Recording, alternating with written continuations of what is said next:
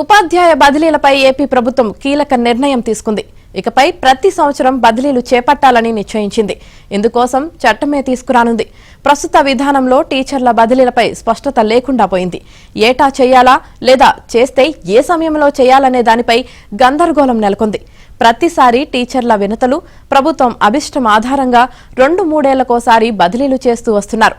అది కూడా కొన్నిసార్లు విద్యా సంవత్సరం మధ్యలో బదిలీలకు తెరతీసి గందరగోళం చేస్తున్నారు. ఇక నుంచి ఆ పరిస్థితి లేకుండా ప్రతి ఏటా ఖచ్చితంగా వేసవిలో మాత్రమే బదిలీలు జరిగేలా చట్టం రూపొందిస్తున్నారు.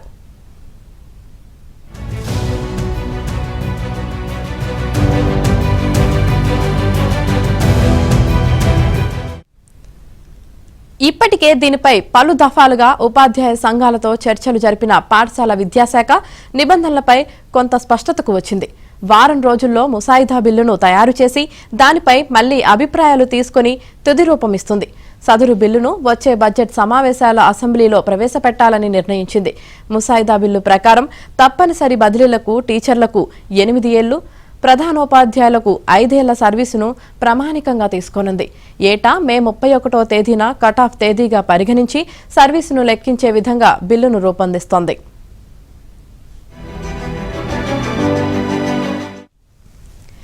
టీచర్లు విద్యా సంవత్సరాలను బదిలీలకు ప్రామాణికంగా తీసుకోవాలని కోరుతుంటే ప్రభుత్వం మాత్రం సాధారణ సంవత్సరాన్నే ప్రామాణికంగా తీసుకోవాలని నిర్ణయించింది.